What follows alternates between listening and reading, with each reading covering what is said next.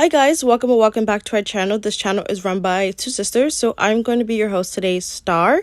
I hope you guys are having a lovely day, a lovely week, and a lovely month so far. I'm recording this, I think, near the beginning of April, so hopefully April is going well for you guys. So for today's video, I will be talking a little bit about my process, and I will be talking a little bit about just like self-indulgent stuff. This is similar to the first podcast video that I put out, where I just talk about art plus random things that aren't related to art. And I don't know, and I call it podcast to kind of distinct it between my regular voiceovers over like my other videos, and compared to like ones where I don't really talk about art for the entirety of the video.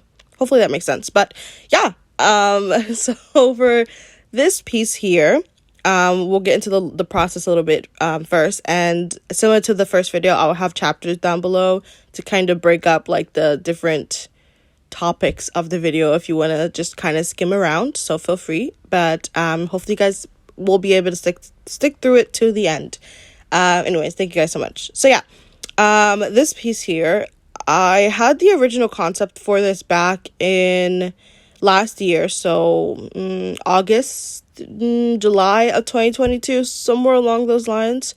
If you've seen some of my past videos, I probably have mentioned before how I felt kind of stuck just doing character pieces and costume design stuff, and it just kind of felt like my art wasn't really going anywhere. And obviously I still have my same habits that I did in the past. Like I still do it now, like when I'm doing character designs, like they're kind of just standing there and it's not like much. But I'm trying to like put more, I don't know what the word would be, put more, I don't know, but I'm just trying to do more with my art. And if I'm doing a character design piece where I'm kind of like, I'm trying to like understand the character and break them down, then they could just be standing there because it's just something that I can, use in order to kind of like create the character. But then after that, I want to be able to do a piece with them where it's just a little bit more dynamic or has a background attachment to it. And so I'm doing that a little bit more now. But back then, last year, I decided that I was just going to stop doing character design work or like costume design work. And just attempt to do more illustrated pieces, especially ones that have some sort of background element. It doesn't have to be good, but I didn't want the character to just be against a plain solid canvas. So that's what I started doing last year, and I think it worked really well. I did some original pieces. I did some fan art pieces that way, and I also did some pieces based off references and like kind of like drawing directly what I see on like something from Pinterest. And yeah, and I will put some of them on the screen here so you guys can kind of see what I'm talking about. But like I attempted backgrounds, like they didn't have to be the best, but I attempted them and I think that they worked out pretty well. And so this was one of the pieces that was supposed to be a part of that lineup. And I was posting a lot of these videos back to back last year around July and August when I had this idea of kind of like temptation, and I wanted to use an angel as some sort of centerpiece for that kind of theme. I decided that it might fit better for October instead of like posting it in August and stuff. And then when October got around, I was getting really frustrated with the coloring process, so then I put it off even more. And then I actually managed to finish this back in February, and I'm now getting around to actually recording the audio to post it finally.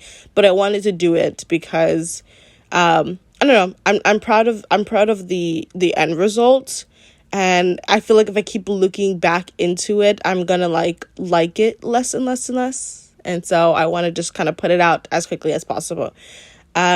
Yeah, so this is the video. So like I said, I had a concept of some sort of temptation, and I wanted an angel to be the centerpiece for it. My only problem with doing something like that is to try my hardest to kind of convey that theme, which I don't think I was able to do.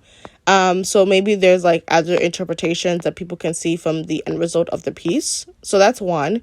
And then two was I never drawn wings before, and I was like, I don't know if this is going to be doable, but like I said, I was challenging myself last year to do more of these illustrations, and if I didn't like attempt it at the very least, then I would never have known if I can actually ever do it. I don't think the end result is like, accurate or anything, but I did do the wings like straight through at one point, and then I kind of then just like redid it all. And so I do like the second version a lot better, especially the coloring process of that second version. But overall, I don't know if it still looks accurate. But honestly, it's fine. As a first attempt, or I guess a second attempt, because I redid it, I think overall it's pretty good. Unlike those illustrations that I did last year, this one was meant to have some sort of background. I was going to do some sort of garden background, but then like I said, I kept pushing it off for months, and then pushing it off even more. And so from July to February, like that's the length that I was working on this piece for, obviously on and off, for a couple of months. But overall, it's such a long duration that I actually kind of got fed up a little bit, and I decided that I wasn't going to do some sort of background. There is like a background element in terms of like there's something behind the character, but it isn't like a setting is what I'm trying to say. Like for my other pieces, like for my Usopp One Piece fan art piece, whatever, like the background, you can see it's like you can tell that he's like all on the ship, the Going Merry or something, because I think that's where I took my screenshot from. And for like the subway piece that I took from Pinterest, the girl, she's sitting on the subway, like, there's an actual setting you can put the character somewhere. For this one is not a setting, but there is some sort of whatever in the background. So I don't know, it's an 8 out of 10 for me. Like, I obviously still did something for the background, I just didn't place the character in a notable setting. But overall, I don't really mind. This piece in its entirety took 14 hours to do, and I think this is probably one of my longest pieces ever. I completed this piece right after I did the Bat Family, Bat Kids fan art piece that I did, which is posted, or you can see it like anywhere on my social media, as well as like the first podcast video. You can see the process of the coloring for that piece, but that one took 12 hours and this one took 14.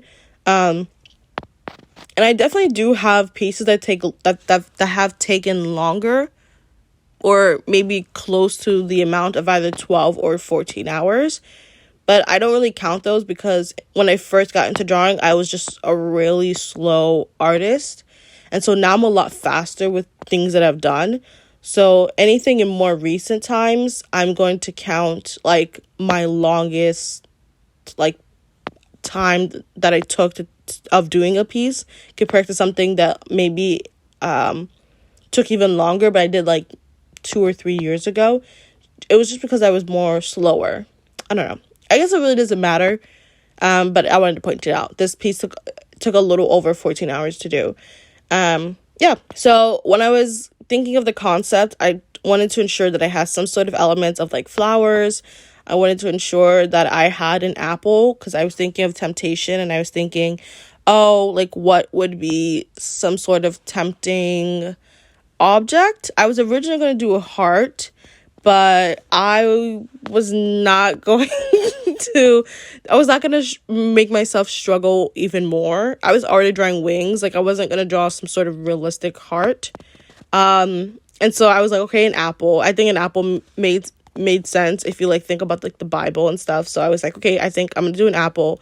It's already like an angel. Like, it just kind of like went together a little bit. And I don't want to like people to look at this piece as like something religious at all. But I just thought like it just made sense in terms of like the motifs. I think they just connected a little too well. So that's why I decided to do all of that. And so, yeah, I wanted flowers, and I wanted wings, and I wanted some sort of symbolism of what is tempting. So I did an apple. After that, everything was kind of just like up to my choice, like what I dressed the character as.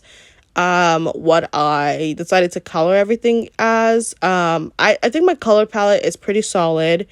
I did look up like symbolisms of colors to ensure like, like this is what I really wanted to like add to the piece to kind of go with this whole idea of like temptation. Also I wanted the angel to be crying, and I wanted it to be blood because I just felt like it. There was no reason why the angel could have been crying tears, but I wanted it to be blood because I was like, that's a little bit different and I like it. And so I just kind of went with it. So yeah. Yeah, I think that's it for my concept and my ideas. I just kind of had to put everything to practice. And my process, stays the same. Since like my last video that I talked about my process. I don't think I will like all these podcast videos I would talk about my process in depth because like it's all pretty similar, but I will say for this one, since I feel like there's a lot going on, but similar to my last video, I used my own brushes that I made last year. I think it's coming up on the 1 year anniversary since I made the brushes, or posted them. I'm pretty sure I made them around April but didn't post them until like May. So yeah, it's coming up on the 1 year anniversary since I made these brushes, and I've been using them consistently and only since. I did mention in my last video, I think, that I wanted to switch it up because I wanted to try out all the other brushes that like I had bought or I had downloaded because they're just kind of staying there now. And so for my next couple of pieces, I might switch it up. But yeah, I sketch first, and you guys already saw a little bit of the sketching process. And then after that, I what do I do? Oh my god, I'm blanking out. I block my colors. I do my flat colors, my base colors underneath my sketch. I don't do line art, so I just kind of like go straight into flat colors. I usually keep everything, or for the most part, on different layers just for more readability for me in terms of like what I'm working on. And then it just kind of also makes it easier when things are on separate layers, so then do clipping mask above those different separate layers. And that's just kind of like how I like to do it. So yeah, I add my flat colors, which are pretty simple, and then I go ahead and start my rendering phase. And all of this is still under my sketching layer, or my sketching layers, because usually my sketching layers are also on different layers depending on like different elements as well.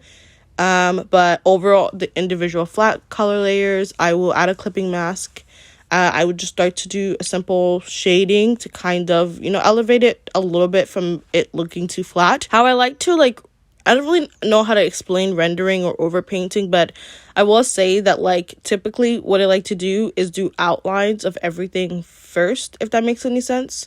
So if I'm doing anything on the face or I'm doing anything on the body, I usually start by outlining the elements that I'm doing first with like a darker color than what my flat color was. And then I like adding like a middle color to what my flat color is / the outline color is, across that like middle section of whatever I'm rendering.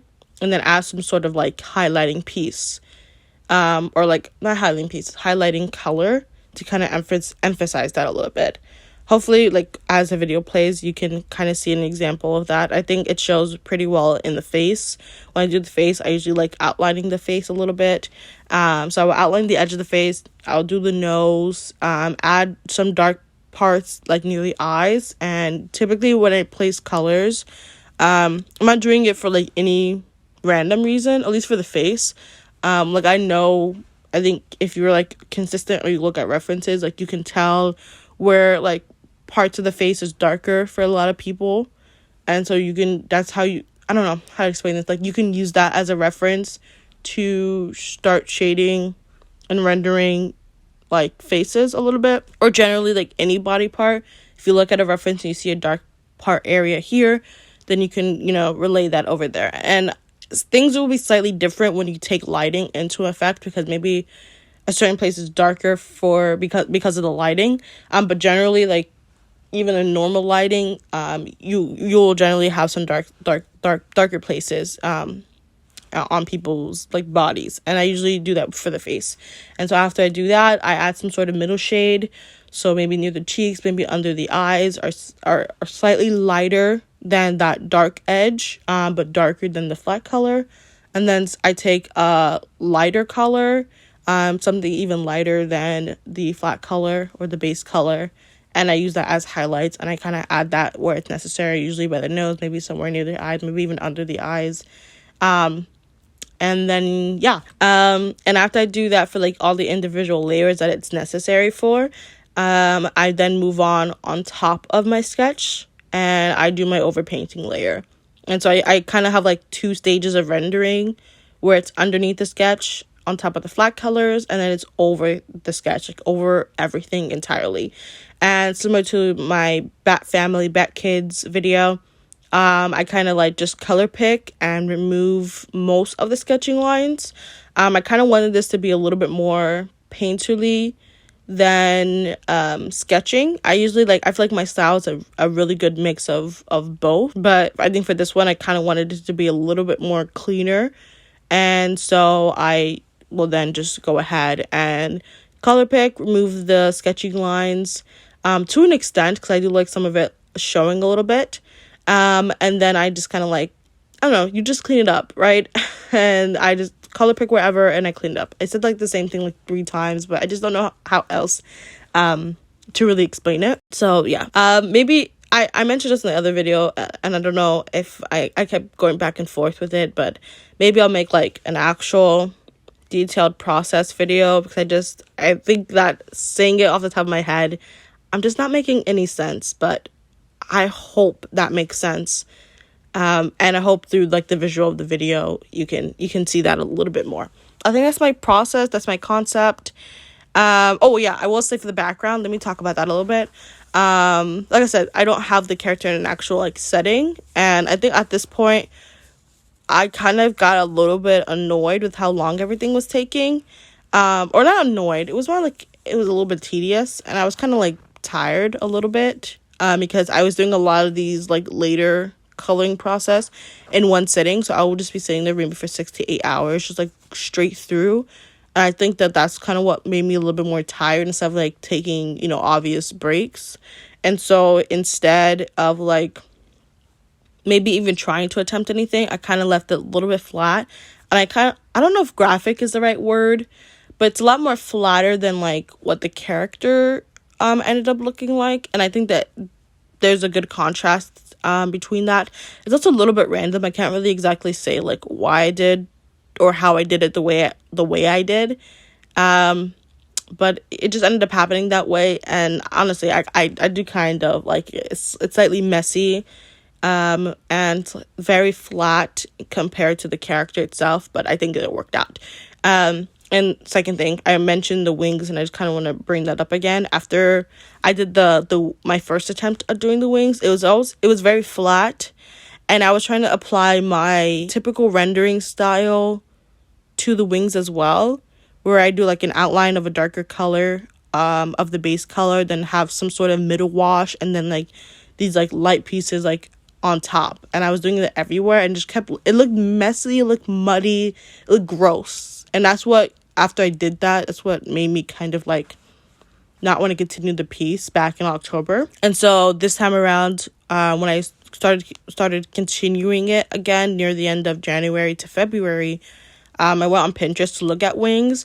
It was actually hard to find more of like whitish gray wings. I was pretty surprised.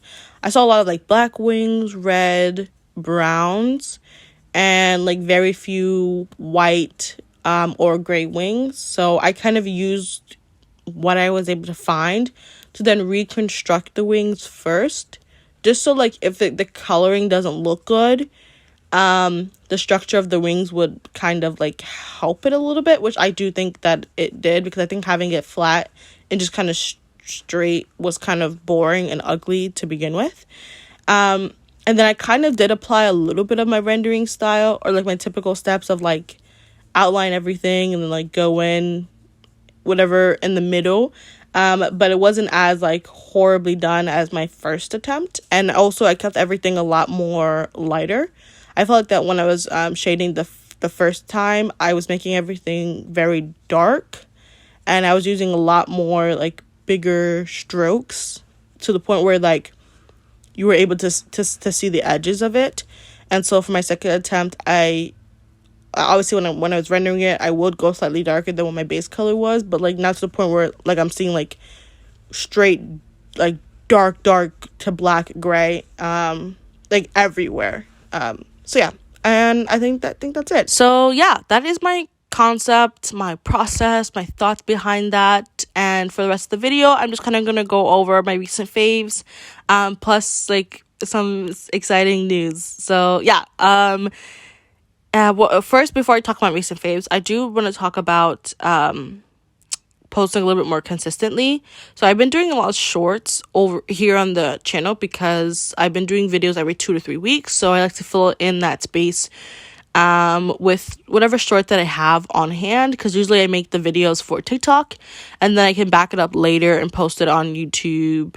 Occasionally I would do it on Reels, but Reels don't really like get much views, and maybe I'll start posting them on Twitter depending on the type of video. I don't think I'll post like all my TikToks on Twitter, but like something like I did a TikTok for the Bat Family fan art piece that I did, and so maybe I posted that one on YouTube, I believe. So I'll post that one also on Twitter because I feel like it just might align a little bit better on posting it on Twitter than like some of the other TikToks that I have made in the past.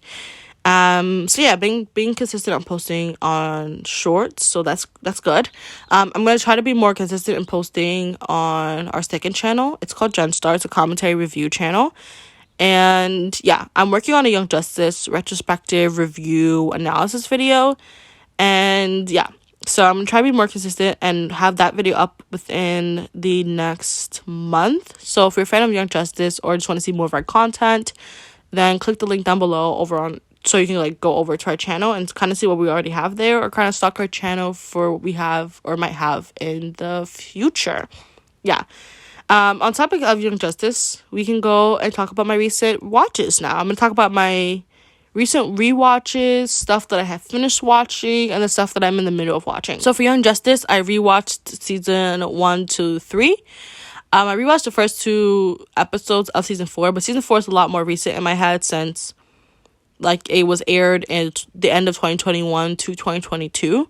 But I still will rewatch season 4 for the purposes of the video. I will say the last 4 episodes of season 4 I didn't watch until I think the end of last year, the beginning of this year, because I put it off for a long time. So those episodes are like way too recent in my head, but I still will rewatch the entirety of the season, like I said, for the purposes of the video. So yeah, I rewatched season 1 to 3 of Young Justice. I finished The Bad Batch whenever it finished airing. I finished The Bad Batch that day as well, and it was really, really good. It was like a 2-part season finale. I really, really enjoyed it, and I cannot wait for season 3. If you watched The Bad Batch, then you just know what type of ending it was, and I'm still not over it. But I'm a little bit more composed now since it's been like a week. But yeah, I would say The Bad Batch on top of like The Mandalorian and on top of like Star Wars Rebels are definitely my favorites of like Star Wars media. And on top of that, I know Ahsoka is gonna be another favorite of mine in terms of like when her show comes out. I'd watched the trailer when they had dropped, and if you were a Star Wars Rebels fan, then you were very excited for the trailer itself. And just for like what the show itself is gonna have, because it's connected to Rebels. So yeah. On top of The Mandalorian, besides the most recent episode that had Lizzo and Jack Black in it, I didn't watch the episode yet. I'm, I guess up to date as before that episode, and yeah, I quite enjoyed Mandalorian. I will say that I don't really understand like what direction they're going in for the show, but regardless, I still liked it. The Last of Us, I had finished a while ago whenever it finished airing. I quite enjoyed it. I did make a fan art piece for it. I meant to color it, but I never did. But I did post a sketch like on my social media. So I might just leave it at that. The Flash, Superman and Lois, and Gotham Knights, I am a couple episodes behind. Superman and Lois and Gotham Knights, I did watch the first episode for. And Superman and Lois, I quite enjoyed the first episode, season 3, so I will continue watching it. Gotham Knights, I do want to continue watching it because I do think the first episode was decent. I do know that overall the show is not going to be bad, but I think that it came I think it kind of came at a bad time. I don't think it's doing very weird things in terms of like the premise and like the characters that they're choosing, or I guess just mainly like the main character himself. I just don't understand why they did something like that. But overall, I don't think the show is gonna be bad. So I'm gonna keep watching it. But I most likely will just binge it as opposed to like watching it weekly. For The Flash, I watched all the way up until the end of the first arc, the Red Death arc. And after that, I just can't. I know some people had dropped the Flash like way early on, and The Flash was my favorite, used to be one of my favorite shows, and The Flash, the character himself, is my favorite superhero character of all time. And so I kept at it. But I can see like when you really think that a show has really missed, you just it's kind of hard to watch it, even if it used to be your favorite show. And so I'm most likely going to binge the rest of the season or wait up until the last episode and binge all of that and then watch the last episode live like I did for the other episodes, just because I just can't watch it right now. I finished My Hero Academia. I cannot wait for season 7. I'm up to date with the manga, and so I just can't wait to see how everything gets animated. I'm one episode behind Buddy Daddies, but I really quite enjoyed it. I think that a lot of original animes that have been coming out recently, like Licorice Recoil, I also think Summertime Rendering was the original anime. I quite enjoy them. I'm up to date with Ruby. I caught up the last 2 episodes. I think they're on episode 8 now, and I do think that episode 8 was definitely a struggle to watch. So, you know, if you were advised, so it's definitely a warning there. But I do think it's a step up of what they've been doing the last 2 seasons, and I quite enjoyed it. Blue Lock, I finished Blue Lock yesterday, and despite buying a shirt for Blue Lock when I went shopping the other day, there's something about it that I can't rank Blue Lock high enough. Like, I think it checks a lot of boxes in terms of like action, sports, maybe shonen just overall. But I wouldn't put it over like Haikyuu or Kuroko no Basket. I wouldn't put it over Yuri on Ice. I wouldn't even put it over like the Gymnastic Samurai. You know, that's like a weird one, but I know something about Blue Lock where, I don't know, it checks a lot of boxes, but there's just something about it where I can't rank it high enough. If I was supposed to do like a top 10 sports anime, I definitely would have put it in the top 5. But for me personally, maybe not the top 3.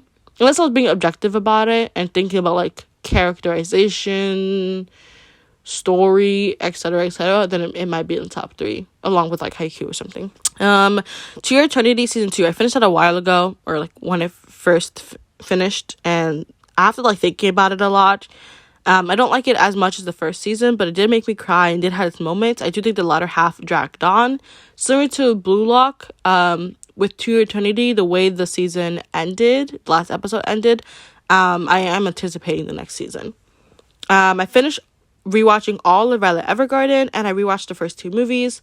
If you have watched either movies, I actually like the first one over the second one, and that's saying a lot, but that's whatever. That's my opinion. I rewatched The Girl Who Leapt Through Time. That was a movie that my sister and I used to watch a lot when we were younger, and so it's kind of been like a good maybe like 5 years since I last watched the movie, so I rewatched it. It's an early 2000s like anime movie, and it's like really, really good. And I think that I would always, if I was ranking movies, I would always put it in like my top 10 list because it's just way too good. I rewatched Your Name, and Your Name is still very solid, and I quite enjoyed it. I finally sat through and watched Wolf Children like for the first time all the way to the end. Because of some reason, because of outside factors, I was never able to watch Wolf Children like straight through. And so the first time when I was watching these other movies, I watched it for the first time straight through, and I really quite enjoyed it. And I'm surprised I was never able to finish it. So those are all my recent watches.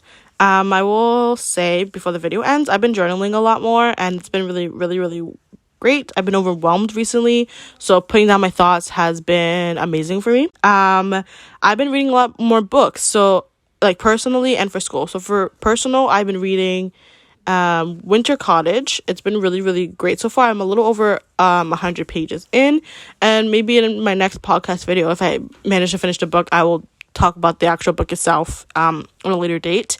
But I read Pride and Prejudice for the first time. I'm surprised I never actually read Pride and Prejudice. I definitely like to read romance books occasionally, or for the most part, along with like mystery books. I think those are my 2 favorite genres.